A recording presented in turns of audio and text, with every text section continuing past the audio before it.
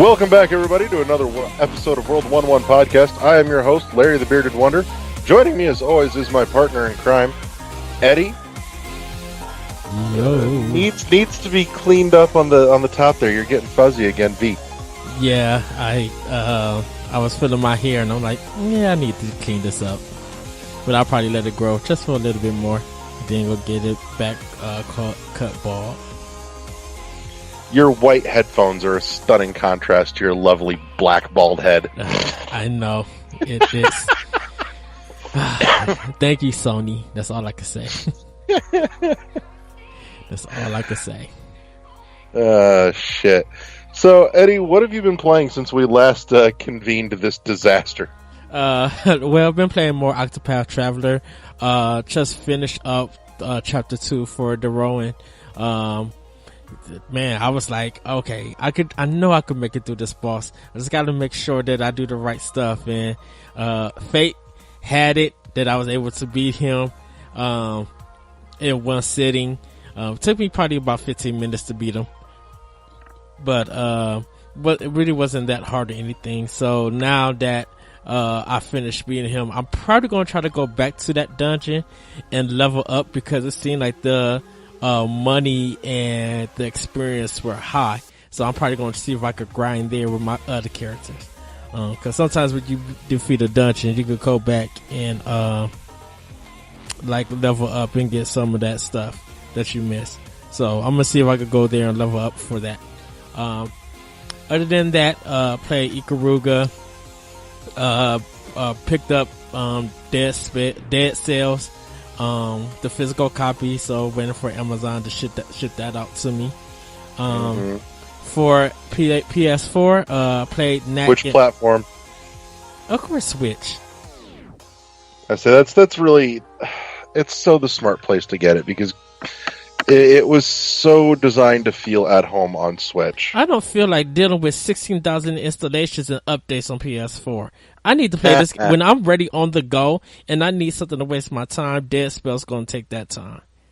Yes, it will. And it will take all the rest of the time, whether you want to give it willingly or not. Exactly. You've been warned. Pretty much. Played, well, back to Switch before I get back to PS4. Played Graceful Explosion Machine, and actually played it with the Pro Controller. Dude, I was ranking up points. I'm like, yes. And then I forgot, I'm like, crap, the screen is too big, because I'm so used to playing it on the go. So I could keep out where I'm at, and on the big screen, I can't do that. I keep forgetting. So I'm like, but I was playing it and I was enjoying it. Loving that game. Oh yeah, no, that's a real thing too. I got a buddy of mine who, this guy ranks as like one of the best, Geometry Wars players in the world. And he's got like an enormous, like 60 plus inch TV. He keeps a smaller TV, like a 27 inch, just for playing shit like Geometry Wars, because the smaller screen is easier to keep track of everything that's fucking going on. The bigger TV fucks with them. Yeah. So it's a real thing. Yeah, because that game has so much going on for it, and you just get lost. So, yeah. For PS4, been playing Detroit Become Human, getting a little bit further in that. Really enjoying this game. Really. Talk to me on Become Human, because I've been hearing a lot of people down on it, and I was actually really kind of excited for Become Human. I liked the idea, I liked the premise, and I've been hearing a lot of people just really down on the execution, just because it's another David Cage game. Pretty much, yeah. We're to a point where David Cage games start getting their own genre, I think. Yeah. Well, Detroit Become Human, this game came out in May for PS4. You take control of 3 different characters, and you control their actions, which tells their story. So, pretty much, if you remember a couple of years at E3, when they showed one of the androids, he was, kind of a negotiator, and he was on, the roof trying to negotiate with, another android and this child it kind of starts the game off with that scenario. And, depending on how much time that you waste in it, trying to get evidence and everything, you end up making decisions that will lead on to, if you, of the actions that's going to happen, and then that story will end.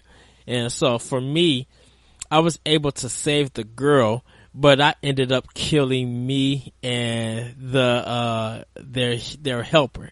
Like, this android is kind of like a maid, like a watcher and stuff. So it kind of, when you go through that part, you kind of discover clues on why he ends up getting upset.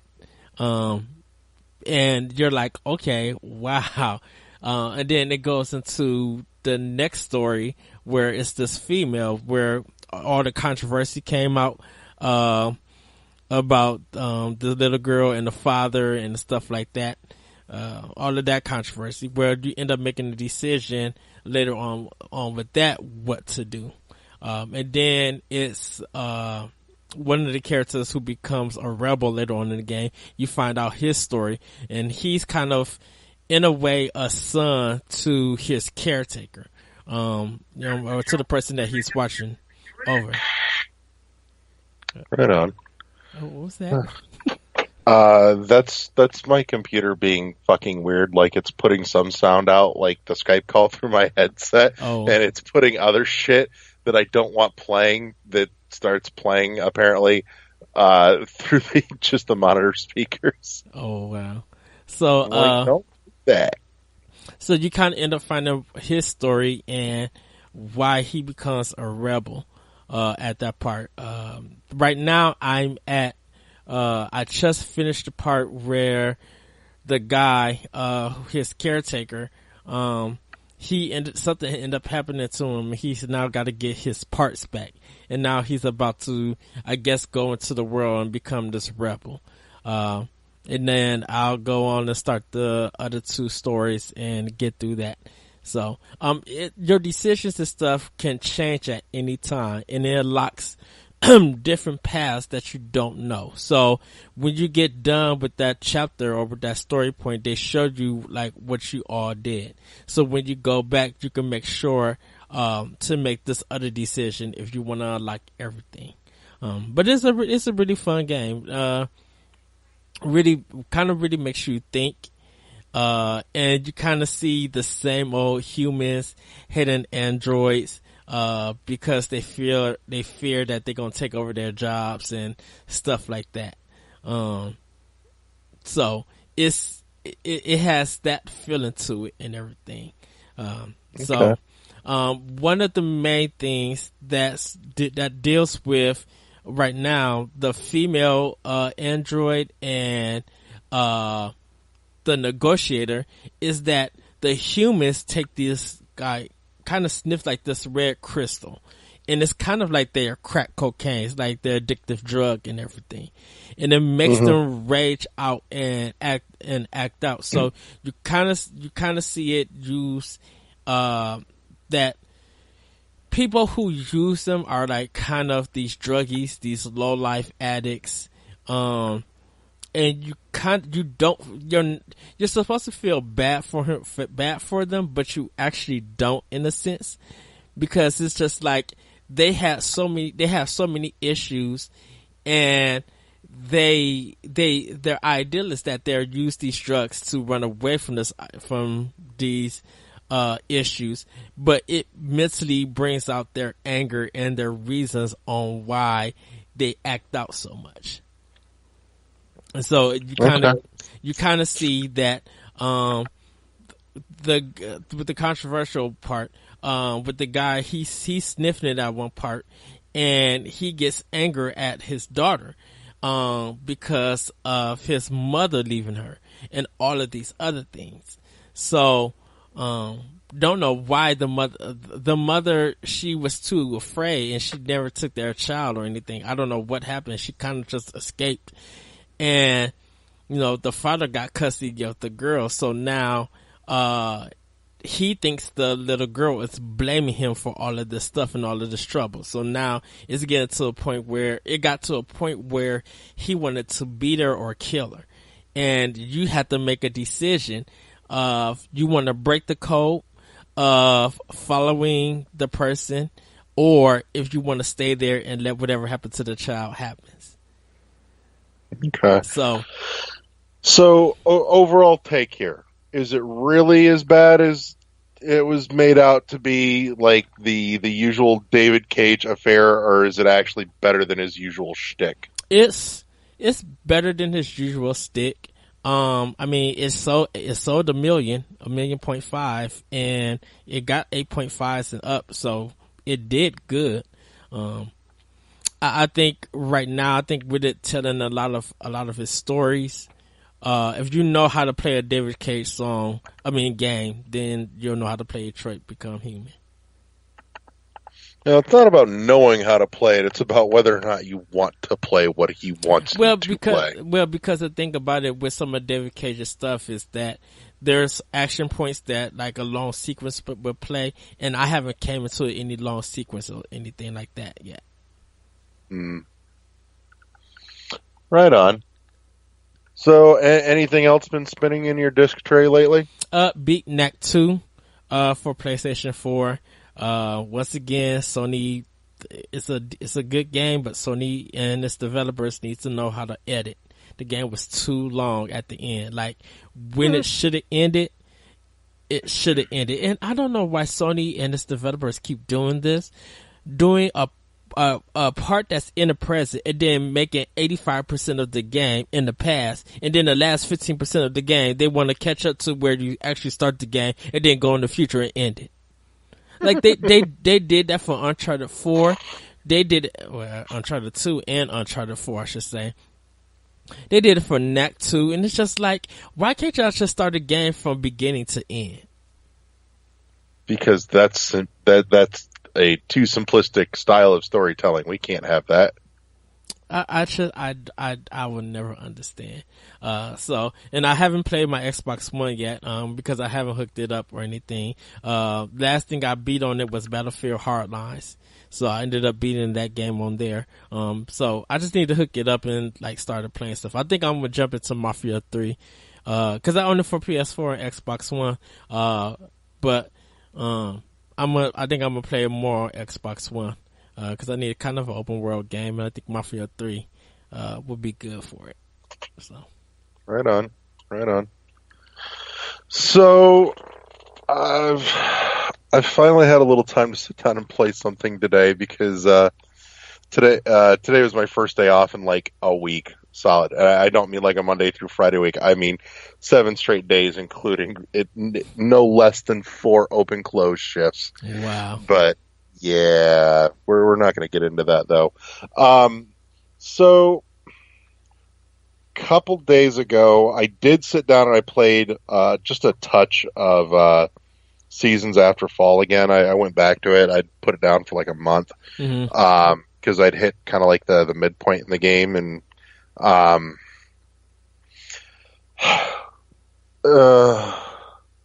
want to like it. Like I said, it's super basic, it's super simple, but man, the first like section puzzle thing that they hit you with after the midpoint of the game is just the fucking worst. It is awful. It is entirely too much memorization, back and forthing, and awful fucking platforming to make this puzzle work. This is one piece that 100% should have been left on the fucking cutting room floor. And it made me sad. Because, I mean, up until this point, it's been serviceable, at least. Mm-hmm. Not anything exceptional by any means, but serviceable. But fuck, the cicada puzzle is awful. Like, I'm really trying to get myself to be willing to go back to finish the rest of it now, after that stupid fucking cicada segment. It's ugh. But on a better note, though, I've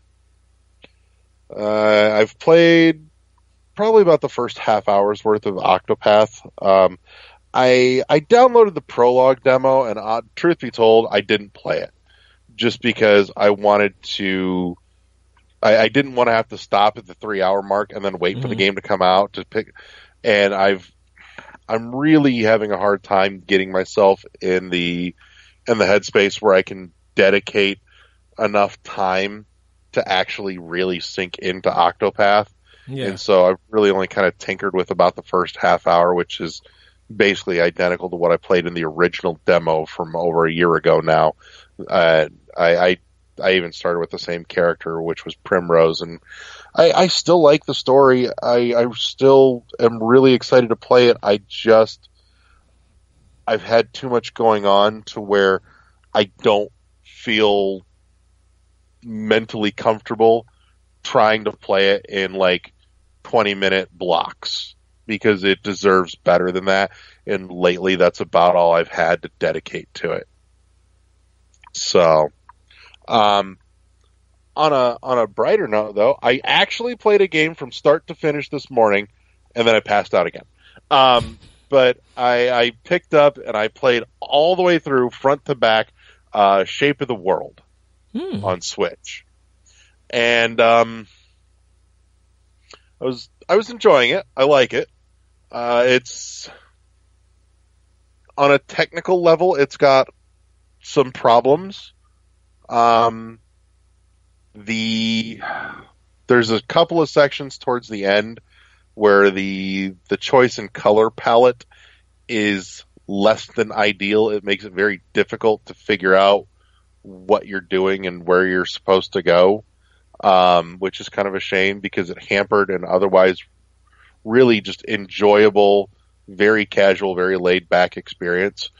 And there's really kind of no story to it. It's just walk around and touch some rocks and watch the world do pretty things with neat colors and, chill music. And I liked it. I did. It occurs to me if I was to try and explain this game to anybody, the only explanation that comes to mind is this game is like if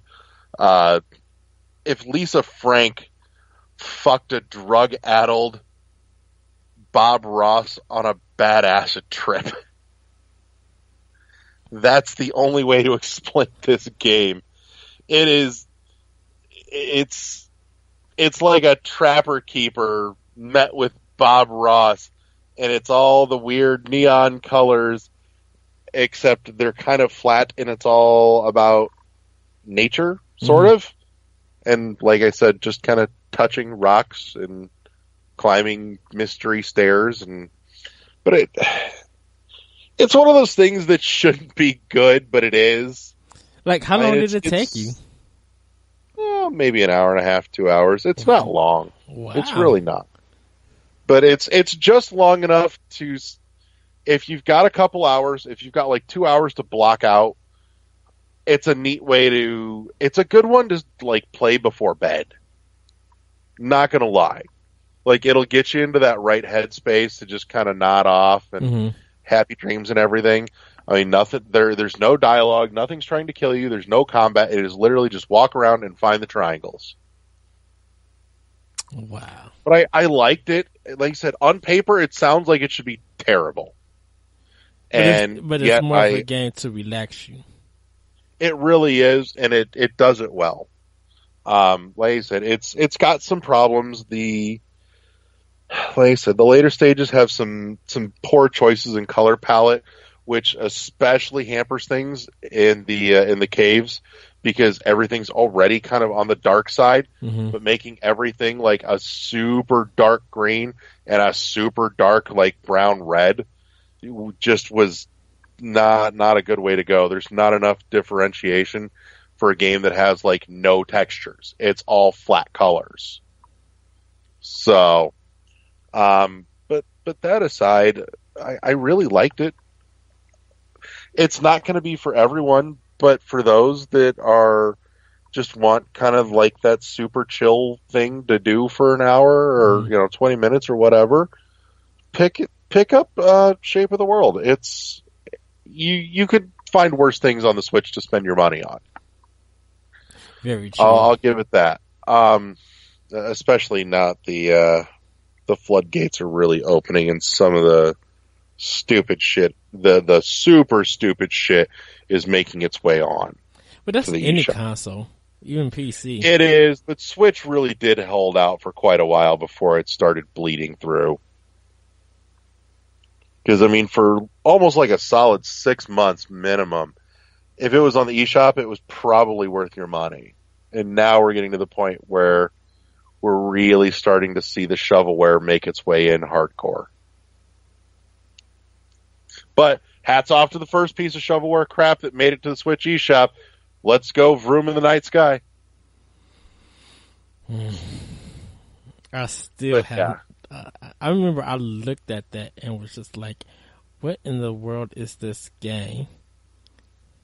yeah, we all looked at that and said the same thing. But so let's that's pretty much most. I think that covers pretty much everything I've been playing. Oh no, is Chicken Bomb out? I think Chicken Bomb is out. Bomb Chicken, Yeah, yeah, Bomb Chicken. I need it's to out. buy that. That game looks fun. Bomb Chicken does look good. It's on my list. There's a few on my list, and we're going to talk about some of that in a minute here. But I think here's a perfectly good place to stop before we get into news. So with that said, break. And we're back with news. So this is the back half of the show where we talk about all the nonsense that's going around in the gaming industry. Before we get into it, though, I want to stop for a somber moment here. Um, Over the last couple of months, I've come to really enjoy and appreciate a lot of the content that another channel puts out, the Game Theorists or Game Theory. Mm. Um, for anybody that hasn't heard, uh, hearts go out to them. They just recently lost a member of their crew. Apparently, they had not heard from one of the guys that does a lot of their editing and animation stuff for their channel for a couple of days, and went to his apartment to go check on him and found a coroner's note on the door. He had apparently killed himself, and so hearts go out to them for Oh losing. wow! Yeah, Did they just uh, do this news today? Or it's been out there for a couple of days now. okay?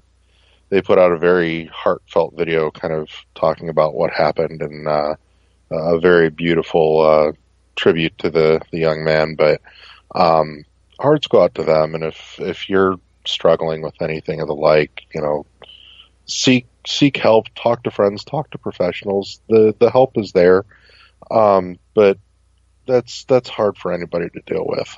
But like I said, I wanted to take a moment out and say hearts out to them, because they put out some awesome stuff, and it's sad when this kind of shit happens. You never know what somebody's dealing with, and I know it sounds like a trope at this point, but it's true. Um, but so back to cheerier stuff. So you and I talked a little bit earlier this week. There's one that I really am excited about. What is it? Inti Creates Yeah. is yeah. So Inti Creates is talking about wanting to get their hands on the rights to do a remake to my favorite fucking Zelda game of all time. No, it's Zelda. not. Yes, it is. Ugh. I love Zelda 2 Link's Adventure. Ugh. Don't you me, that game is awesome. That game is bad. No, it's not. You're bad. That game is bad. It's not You're worse. bad. It's just bad in design. That game brought so many staples, so many things that would become staples to the entire Zelda universe. Mm. I loved the game. I really did, and I still do. I like playing it. I appreciate the fact that I have it on my 3DS because of the Ambassador program. I like Zelda 2. Yeah, you And let me down. I got super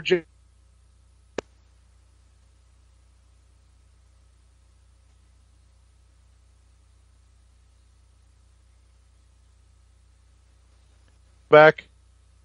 Okay, I get you now. Okay. All right, we had a minor technical malfunction there. I'm super excited that somebody wants to tackle my favorite Zelda game of all time. Someone's gonna be tackled it. Redo the whole game. Give Link an actual sword and not a butter knife to He's attack got a him. sword. You shut the hell up. That's a butter knife. That's not no sword. I'll give you a butter knife. Oh, please do.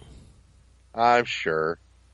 But no, I want to see this happen.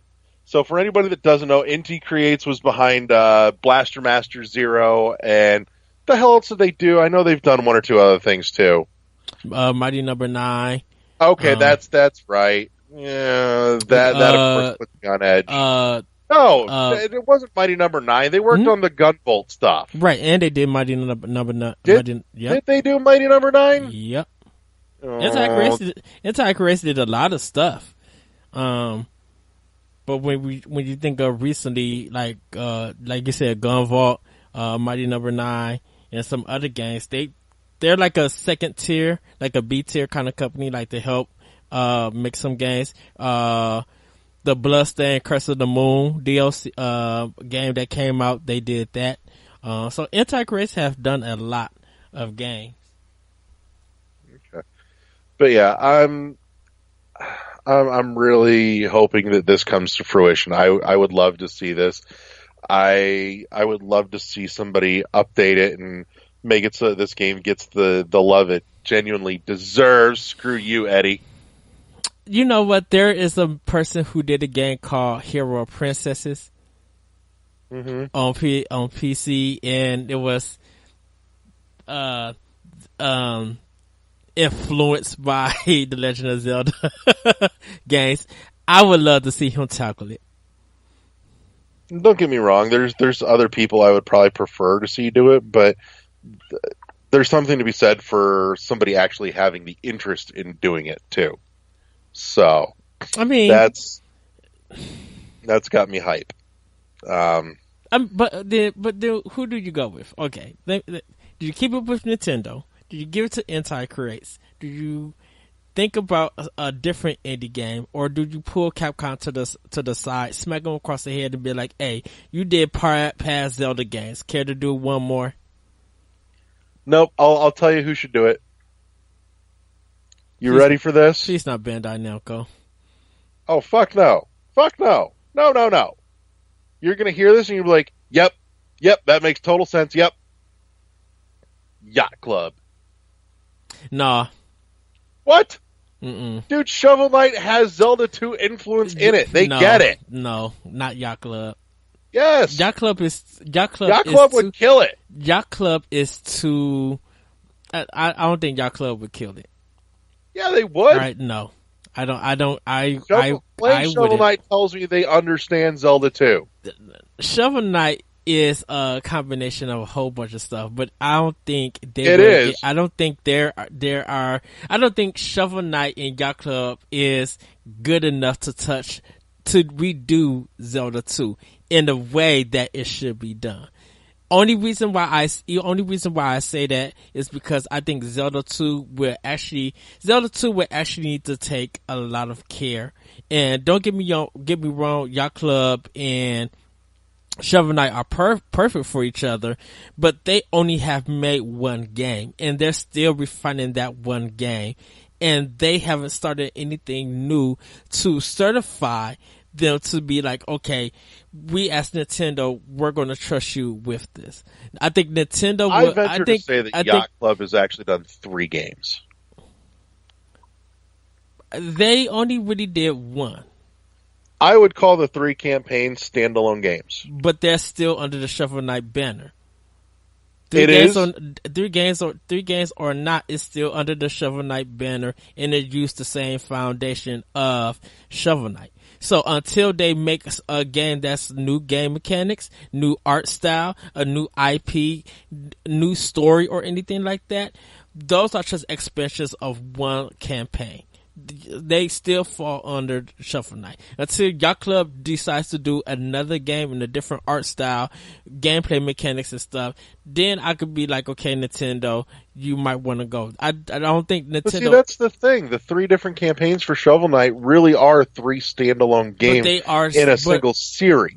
they are still recycled levels, just different designs. This, to me personally, for me, you need to have a little bit more experience. This is dealing with Nintendo, other than you came up with one game, it's been successful across multiple boards, so we're going to trust you with our product, our IP.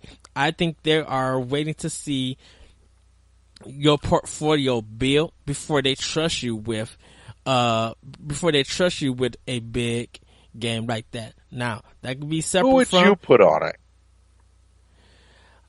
I think I will put Way Forward on it, I could see Way Forward as well. because I think Way Forward, they have a lot of experience, and Way Forward's very broad base. yes, and I think they could really find a fitting art style for it, and them finally being able to work with Nintendo to tweak some things. I would think they would make their games more perfect than what they are now.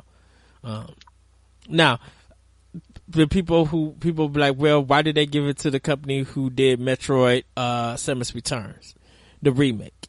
I'm like, well, they made the Castlevania game and that was well received. Yeah, the other game I didn't do don't so want good. Mercury Steam to do it. But I'm saying, just using Mercury Steam as an example, why people would try to use my argument against me if they said, well, why would Nintendo give Mercury Steam Metroid Samus Return and something like that, compared to Nintendo giving Yacht Club Zelda 2. Yeah. Speaking of, you think Mercury Steam's going to get the green light for a Fusion remake like they wanted to do? No,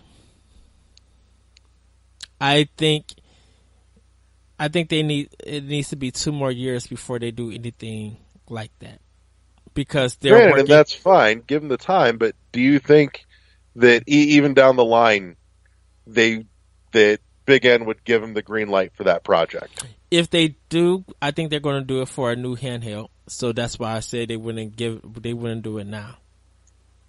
Well, for all you know, they're already working on something on a new Oh yeah, handheld. yeah. But I think, you know, I think if whenever they show off their new handheld, I think they want to wait a following year in order to deliver. Because I think they want to kind of hit us with Metroid Prime 4, give us some Oh, yeah. time, and then hit us with Future. I literally would say, remake Super Metroid. No, Mm-hmm. no. Yeah. What's I wrong think with you? No. I think Super Metroid is in need of a remake. You're just looking for controversial I'm not looking statements to for a make now. controversy. Why? I mean, why not? Why not remake Super Metroid? Yes, it is a classic, but that game needs Because to it's be up. immaculate. I think that game could.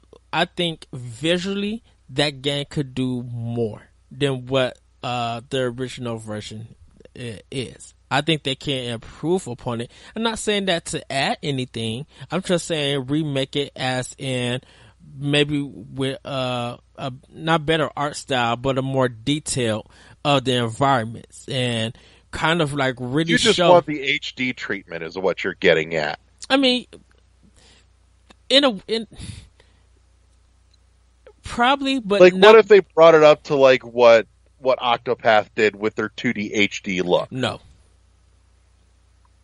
I pretty much, you know what, I kind of would be like, you know what, take it in a Kami route in a sense. I would love to see Metroid have a more Edo Japanese kind of style to it. Like very, I mean, it's sci-fi, but I'm just like, can you mix sci-fi and like samurai and all of that old school stuff? Can you really mix that up and make it look good? Because I would love to see a very well detailed Mother Brain. I would love to see a baby Metroid, like in a really cool updated art style. Hmm. I don't know. Even, you know, but even if and this is my crazy. I still the idea for Moon Studios to put it in that Ori the Blind Forest style for a Super Metroid. Like really, like go in and make this game detailed. Like give it that upgrade. All right. So follow me here. Here's what I'm feeling, and I've wanted this for years and years, ever since the 3DS came out and was a thing. Mm-hmm. I just want them to take Super Metroid and give it the 3D treatment because it's already layered, like background, midground, foreground. Just pull those layers apart into a sweet 3D effect. I can see that. That's all I want. I can see that happening. Do that, put it in a box, and charge me $40. I'm happy. I don't care. I can see that happening. Like, there's tons of Super Nintendo games they should have done that with. That should have been an entire line on the 3DS, was that with all kinds of Super Nintendo games where they really started digging into the to see the 2.5. To see the glass break in 3D. Fuck yeah. Yeah. Dude, that whole water shimmer effect in the foreground over everything. Ridley, when you first fight Ridley. Ridley with the Mode 7, yeah. Yeah. Mm-hmm. That would have been a good one. Oh god, F-Zero, the original, would have been a great way to go with that. Would have been good, yeah. Hell, you at that point you could throw in the original Star Fox. But no, I mean there's tons of stuff where they really started pushing the 2.5D with the layers in there that would have been phenomenal. Hell, even a Genesis line of those too would have been great. Vector Man would have been awesome to revisit with that. Yeah. I miss Vector Man. Fuck, I miss Vector Man. Bring that back. And not that abomination they were working on the PS2 like 15 years ago. Fuck you too. But no, I want a new Vector Man. 1 and 2 were awesome. So, but in any case, so that's a thing. That's been talked about, mentioned. I don't know if we'll ever see it come to life, but I would love to see it happen personally. You and I will go round and round in circles all fucking day about who we think should do it, but it is what it is. I don't know if Nintendo will ever greenlight the project though. And if you think about it, they've never remade a Zelda game. They've done some updates and some re-releases, but never really a full-blown remake of a Zelda game. Yeah. Yeah, that is true. So I'm kind of curious to see if that goes anywhere. I'd like it to. I know we'll disagree on it all day long. But I don't think Zelda 2 gets the love it deserves. I will say this. If Link 2 gets remade, I would prefer that over Link's Awakening getting remade. Yeah. No, I love Zelda 2. I think it's got some really great stuff in it, and it is my favorite Zelda game. To me, you can hate all you want, but I think a Link 2 remake would be better, because the mistakes that were in the original one would be addressed. And I think the localization was bad. They didn't really give you directions on where to go or what items, what they do. Like they didn't, like stuff in the game, they didn't tell you. The hit detection was off. So the hit detection was just fine. The hit detection was off. No, it was not. Yes, it was. Was not. We're going to talk about this later on because I'm not about to argue with you. We're going to sound like a couple of 3-year-olds in the backseat of a fucking car on a road trip. Shoot, was not. The listeners are probably already got their popcorn and drinking, just like, ooh, fighting. I'm here for it. but yeah, no, I know I love it and it's my favorite, but yes, it deserves an update. It deserves some love. I'm up for a remake. I just hope that whoever gets it does a fine job of it. Because Link 2, if like I said, that would probably be the one that needs to be remade. Because in this original format, it is janky bad. No, I won't disagree. It didn't age well, but it brought a lot to the table that would become series mainstays, Mm.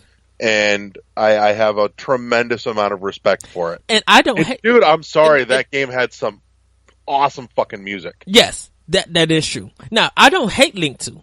It's the least game that I care for when it comes to the Legend of Zelda series. Because I was at some furniture store in Legend of Zelda 2 was in the bin, and I picked it up and ran to my mom for her to buy it. I just didn't expect the game to be what it was because I was so outblown by the Legend of Zelda. Yeah. Don't get it twisted. I don't hate Link 2. I love the game. It's just still some janky mess that needs to be fixed. I would play that over anything Rockstar has done besides Max Payne 3. So, yeah, I have all kinds of reasons I love Zelda 2, and that's a show of its own. Maybe one day we'll do a full blown deep dive on Zelda 2, just for fun. But I want to kind of truck along a little bit here. So before we go that, I'm sorry to jump back into Zelda. Has anyone ever did a live orchestra of the game? Like someone did a cover of the music for Zelda 2? Dude, there's tons of... Alright, so if I have not told anybody on this show about anybody that listens to this, if I've not talked about it here, I'm going to throw you guys, any of you like video game music nuts out there, go check out ocremix.org. He did one? Oh, dude, that site is not a single person. That site is a whole community that does nothing but video game remixes of like everything. Well, I haven't heard nobody talk or say anything about Zelda 2. So that's why I was just like, did anyone ever remix it or did a cover, like a live instrumentation for that game? Yeah, check out ocremix.org. I mean, I love OC Remix. Oh yeah, they're great. They're amazing. Yeah, that's so for anybody that digs the new outro music, by the way, which was a take from one of the old Sonic games. I pulled that off of OC Remix because their stuff is also free to use, Creative Commons, all that fun stuff. But OC has just shit. Like seriously, if you can think of a game, there's probably a section of games that have of remixes for that game. So, matter of fact, I'm scrolling as we speak here. Zelda 2 Adventure of Link with looks like 14 remixes listed under there. Mm-hmm. So yeah, there's stuff. I don't know if any of it's live orchestra, but there's definitely plenty of remixes from Zelda 2 up on OC Remix, and you'll find a huge variety of styles and takes on music from video games. I mean, I've heard just some unbelievably cool shit from like orchestral to lounge to jazz to piano and everything in between. Like, sky's the fucking limit. It's awesome. So, absolutely, for serious, for real, go check out ocremix.org. They've got tons upon tons and tons and tons of stuff. And they do lots of cool projects, too. So, yeah, check them out. But in any case, jumping forward here, so just within, like, the last week and a half, was announced that Salt and Sanctuary is hitting Switch. And thankfully, before I threw money down on it, they also announced that there is a hard copy coming with some extra goodies in the box. However, we're looking at another Owlboy situation where the digital's going to hit and then it's going to be months. We're talking October for the hard copy. Yeah, because the game is out now. Yeah, that's out as of like right now. But in any case, I'm super excited to play it. I really do want to get into it. I won't double dip on it if I know I'm getting a hard copy. And I've almost double dipped. Actually, at this point, it would be a triple dip on Dead Cells and bought the digital while I wait for my hard copy of Dead Cells to come, Mm-hmm. which Dead Cells is not going to be a real long turnaround for me. Like, I should have it in my hands by the end of the month, because I'm getting the signature edition, which is fucking awesome, and I think it's still available, so you can check that out. Is it the digital version is first and then the physicals are coming later?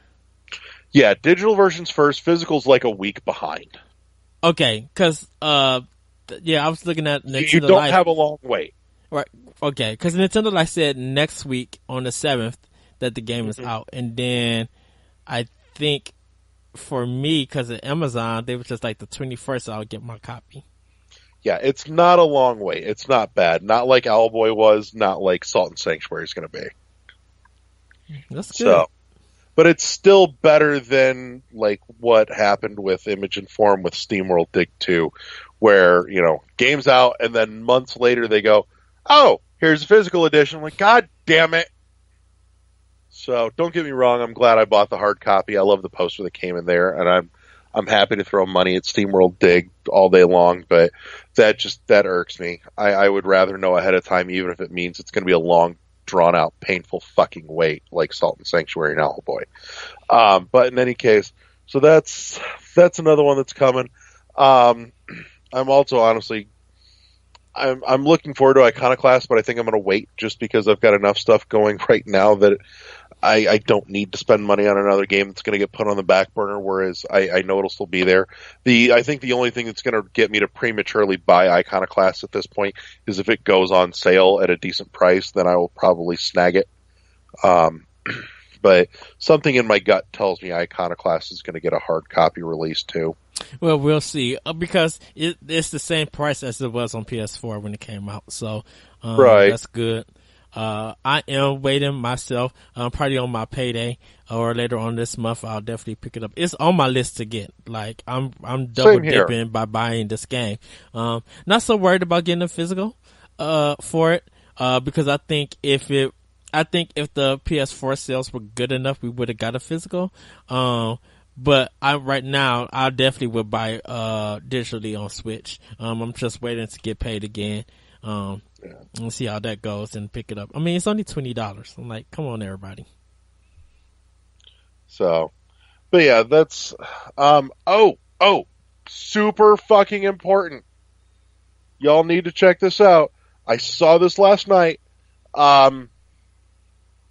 It's a super limited, run, but,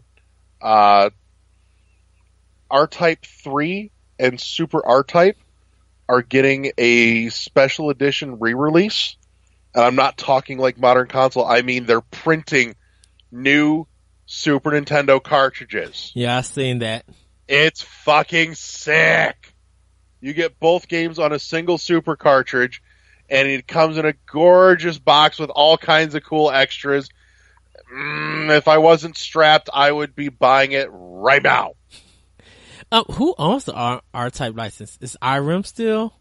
I'm not sure off the top of my head. So, but yeah, that's a thing to check out.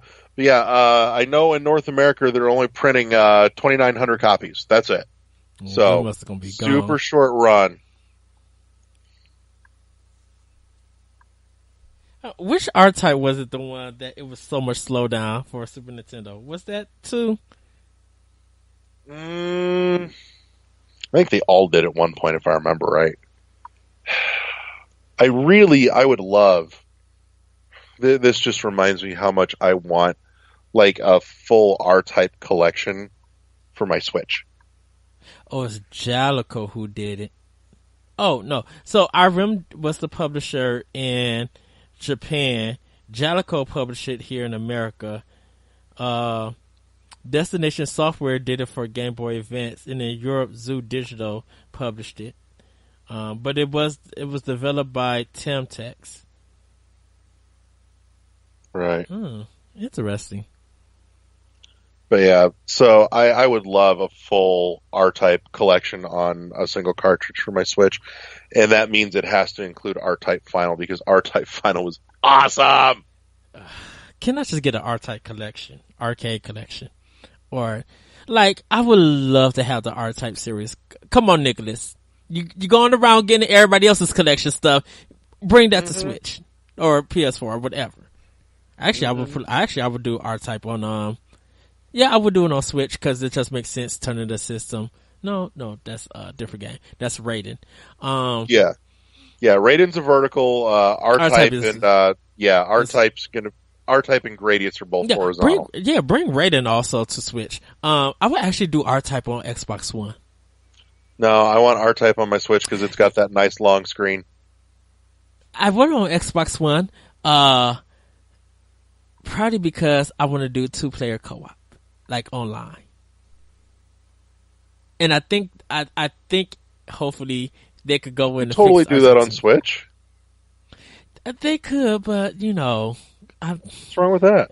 Plus, you could totally local co-op that across 2 systems. Well, yeah, but I prefer, which would be also awesome. But if I could sit in my t-shirt and drawers and play with you, well, you could just bring your Switch and we could do that too. I mean, of course we'll do that, fool. Of course we'll do that.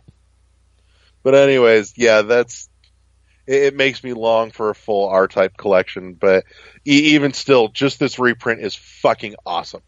You're looking at like $60 if you're going to try and get your mitts on it, if I remember correctly. But it's a really nice package. It really is. This is something that if I had it right now, I would totally be throwing money at.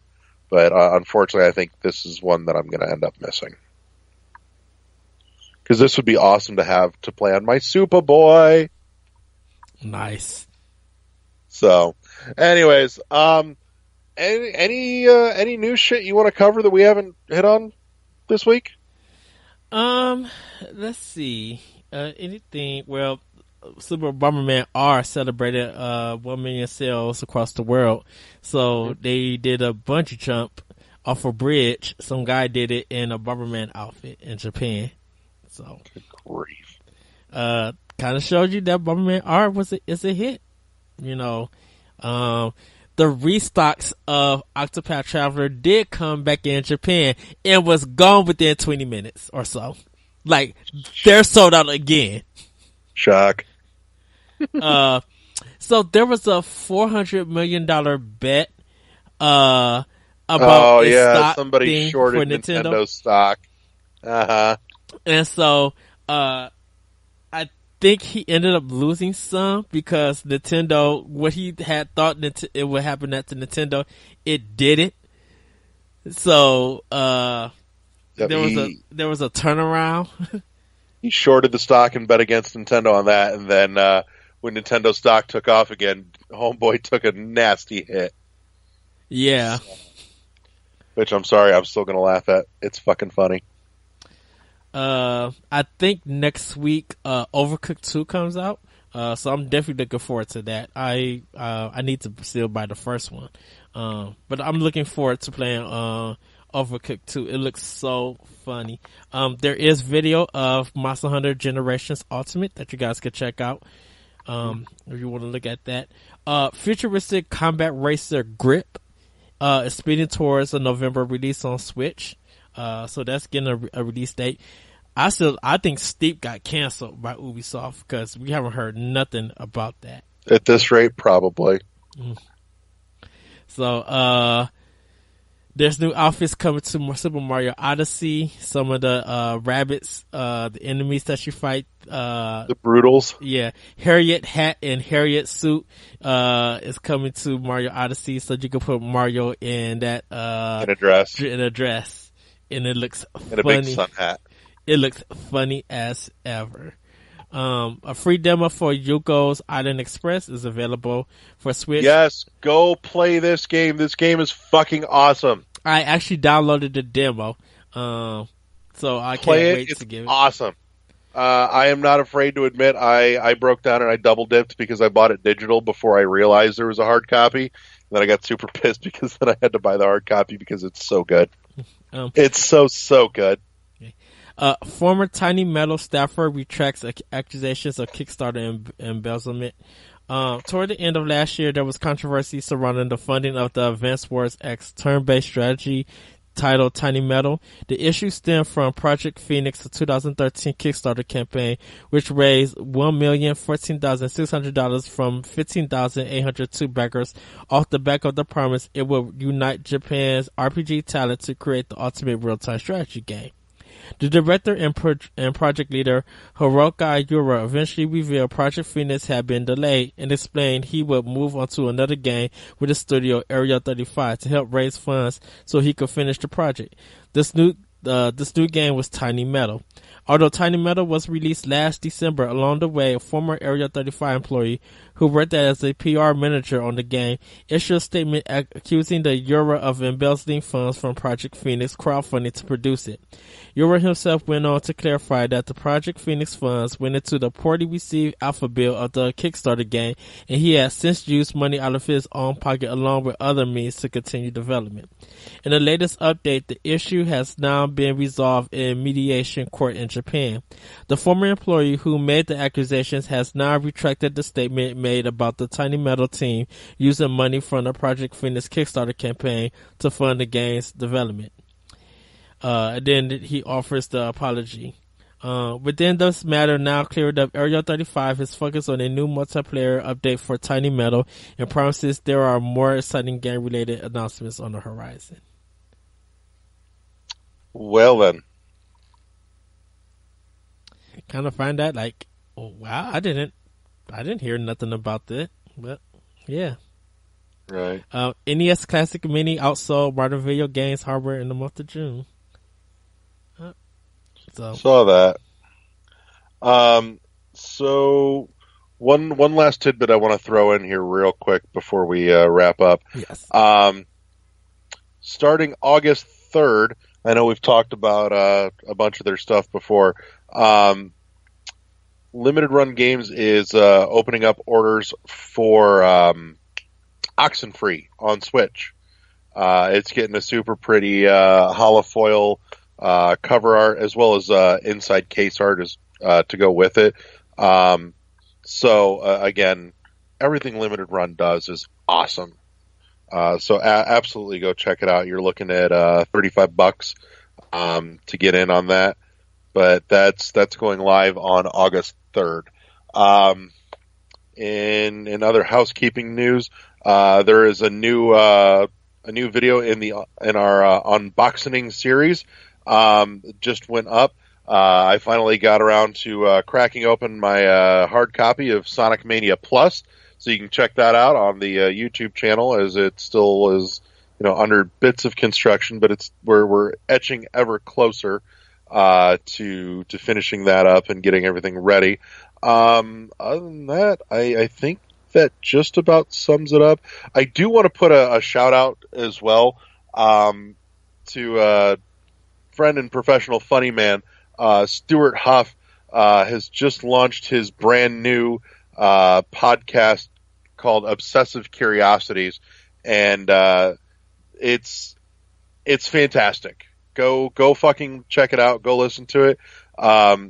He has one of the most intelligent brands of humor you'll ever come across.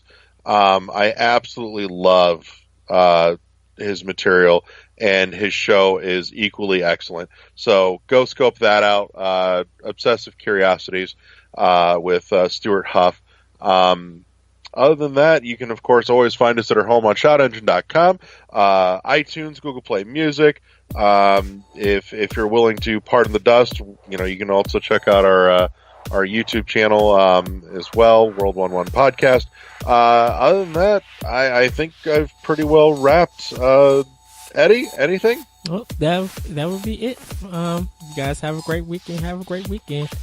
Get some good gaming done. And for those who are in Texas who's listening to this, Rooster Teeth, they're the company that do like the note on YouTube.